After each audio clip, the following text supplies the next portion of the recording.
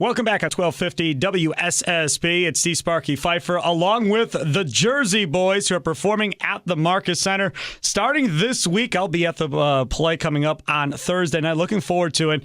And as everybody knows that listens to this show, we do Throwback Thursdays every Thursday. And you can pick any artist.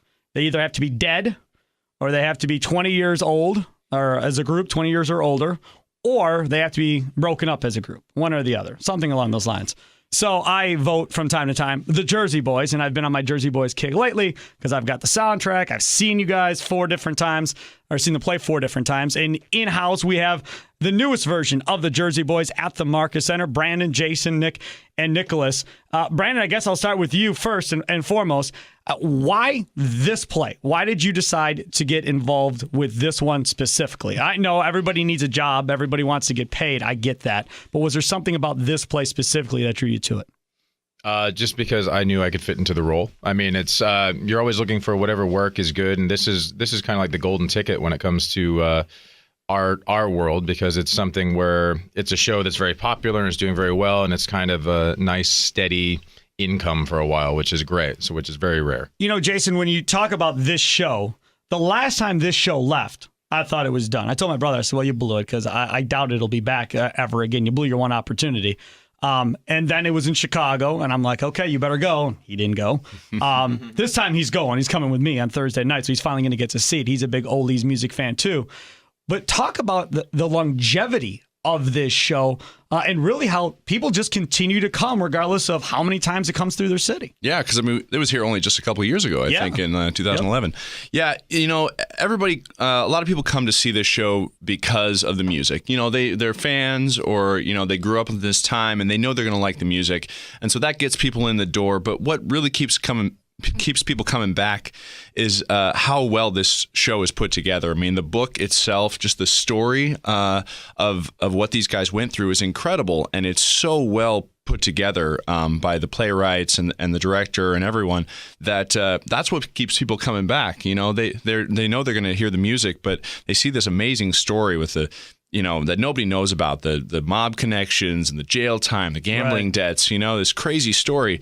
It's what really sells the piece, I think, and keeps the longevity. You know, that's the one thing. When I first went to see Jersey Boys, I didn't know the background story. I just knew I loved the music, because that's what my dad listened to when I was growing up, and I just fell in love with the music. Loved Frankie Valli and his high voice and singing along in the car and doing all that stuff.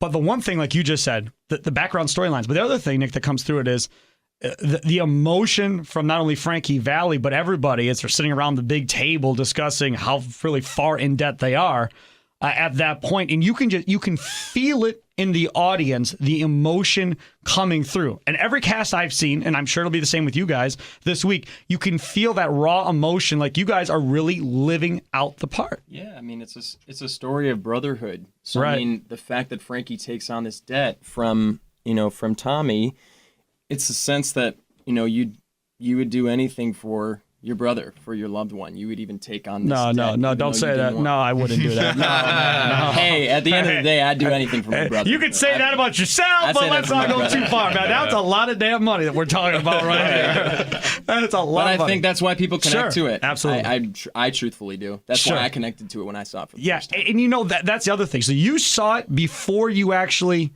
did it? Is that for all of you guys? Have you guys all had seen it before you actually went out for it? I saw it the day before the audition, just so I knew what I was going into. Okay, before. I had never seen it when I knew that I was going to be going in for it. Right, and the part of Frankie Valli. I saw it 7 years ago in Chicago for the first time when I was 17, when I was a junior in high school. So, yeah, that ages me quite a bit. So this has been my dream role since I was a kid. So getting to do it every night, dream come true. Now, I had heard from other cast members that Frankie is very involved in who plays these lead parts in a lot of the productions and so forth. Have you had a chance to meet him to this point? I have. When we played Chicago for 9 weeks, you know, I got to play in the same space where I first saw the show, the old Schubert, the Bank of America Theater. Right. So getting to play that same house was unbelievable. That's awesome. But then at the end of the run, he was playing at the Chicago Theater, and I got to bring my parents to see him live. Sure. You know, to get to see him live was out of this world. And then we went backstage and got to meet him afterwards. Yeah. See, this is awesome. See, for me, because we've had other people that have come in here and that have played that role. And I can't remember the one guy's name. But he came in here and, he had his own record that he had coming out, single, and so forth. Different from you, who has kind of had this as the goal of, I've always wanted to do this. And you could feel it just talking to you. Now, Nicolas is over here, not Nick, who plays Frankie Valli, but Nicolas. And I don't have to see the play to know what part you're going to play. And Wait, what are you saying? Yeah, I know. It's just his face. Just the face, right. But I'm telling you right now, I think when people walk away, obviously everybody loves Frankie Valli, but you're a character that has the most mystery around it by the time this whole thing is said and done. Well, I wouldn't say mystery. He's kind of the bad boy who gets the band in trouble, with the gambling debt, the involvement of the mob, and everything. So it's a great role. I mean, every character in this musical they have very distinct qualities that people connect to when they come see the show, and they're able to distinct every one of us. It's a dream show for, like Brendan says, it's a dream show for us actors because we get to do this incredible music, sing and do this show, and then bring to it this life of this great book and story that is just every night is a masterclass in acting, and you learn something every night about yourself, about your performance, and the audience adores what we do on stage. So it's just amazing. Sorry, with the Jersey Boys here, they'll be at the Marcus Center. Still good seats available, floor seats for $45. I mean, you can't beat the price. And once you see it, this is different than a lot of different plays. I've seen a lot. But this is the one play you go to and you leave and you go tell somebody else about it and go, dude, you got to go see it. I mean, you better hurry up because it's only here, for a couple weeks. You better go see it. And then when it comes back to town, you go see it again and again and again and again. And then, like I said, this will be my 5th time going to see it. Yeah, we like to say that this is the show that the husbands drag their wives to see because it's got the music, the story, and beautiful people on stage. I mean, it's really fantastic for, you want to come see it over and over. And the other thing, too, is, and I think this gets lost, you have the younger demographic. I'm sure that the guys that are in high school and college or whatever the case may be, they're listening right now. They're going, who the heck is Frankie Valli? I don't know who Frankie Valli is. Fair enough. You may not know who Frankie Valli is. I'm telling you, just bring your date, whatever, go. You will have a blast. You'll both like it. You'll both be tapping your foot, bobbing your head. You'll be chair dancing as the songs are playing because it's just that good. Now, I got to ask the question because, I just feel the need to ask the question.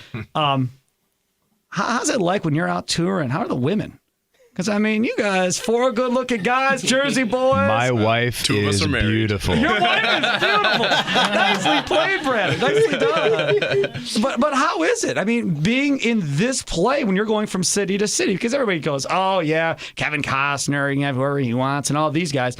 But the guys that are in the plays, and you're going from, Chicago to Milwaukee, Detroit, or wherever the tour is going, because I know you have the parties after. I've been to some of the parties after. I've seen the parties after. How does that work? Well, we do have a lot of groupies. But they're probably like most 50? of them are about 55. Yeah, most of them are my mother's. Yeah, that probably takes care of the whole deal. No question about it. How many emails from 60-years-olds did you get, Nick, saying, hey, let's have lunch? Yeah. I bet you do. Play the role Frankie Valli, huh? Yeah, I'm keeping my mouth shut. Right, exactly right. One other thing for you guys, and I'm going to go to Jason. Talk about the training that it takes to be in plays, not just this play, but just plays in general. If there's somebody listening, because I talk in high schools and stuff, that want to do this, what type of road are we talking about having to go on to get to where you guys are at? What's cool, I think, is that we have I think 19 actors in the company, and if you ask each person, you'll hear 19 different paths to getting here.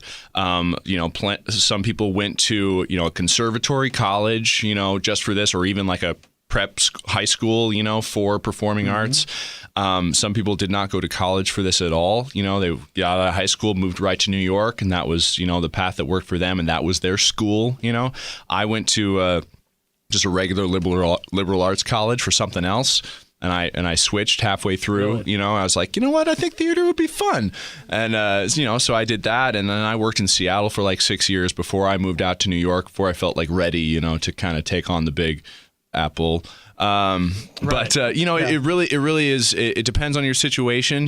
What your resources are and what you can do. But the main thing is wherever you are. You just have to make the most out of it. You can go to the best conservatory school in the country, but if you're not putting, all of your energy into it, you're not going to do as well as somebody who's, stuck in the middle of, a small town in Kansas, but is like voraciously learning everything they can, about about this and taking classes and voice lessons and stuff like that. So wherever you are, you just have to want it and you have to go get it. Nick, you were going to say something. I saw you raise your hand. Well, that, and you kind of have to know that no one's just going to hand anything to you. Yeah. Right. Like I went to a great conservatory program, but when you leave, I think people sometimes leave with the expectation of, oh, well, I'm just going to get to New York and book a Broadway show. It's like you have to keep your head on straight and walk in every audition prepared at the most that you can do, getting ready to walk in, but also know that they're on the other side of the table wanting you to be the person, that they want, so they don't have to waste any time. You just go in, do your best, and you leave, and kind of have to let go of every audition with a positive outlook of, if it happens, great. If it doesn't, okay, on to the next. You can't let the defeats get you down. Yeah. Right, absolutely. How is it, Brandon, being married and traveling all over the place? And is your wife with you on the road when you guys travel, or no? Actually, Jason's the lucky one that gets to have his wife with him. My wife. How many ever? Oh, wait, hold on now. So there's two of you married? Yeah. You're the only one that owned up to it. He didn't say anything about being married. He was just no. I was just louder. That's all. Yeah. Okay. My wife's back in New York, and she's also, sad to say, an actor. So she's pursuing her career. Yeah. So there's a lot of things that go along with that, and so we've been gone for almost about 2 years now, and we see each other whenever we can, and Skype definitely helps because being able to see not only her but also my dogs, which they're now finally learning when the computer screen comes on, they're like, oh, okay, and then they start to look at it and they sniff it and stuff. So it's just like you do whatever. They're like, what is this? They're really confused. So it's just a lot of, you do whatever you can just to make it through, because it's won't last forever. So that's awesome. It's the Jersey Boys. Check them out at the Marcus Center. I'll be in the house on Thursday night. You'll see a lot of familiar faces. Our basketball insider Gary Wolf will be out there Wednesday night. Mike McGivern, our high school insider, he'll be out there Wednesday night as well. So definitely go out, check out the Jersey Boys, and I promise you're going to go back and see them at least 2 or 3 more times after you see them the first time at the Marcus Center. Tickets are just $45. Check it out right now here at SportsRadio 1250.com.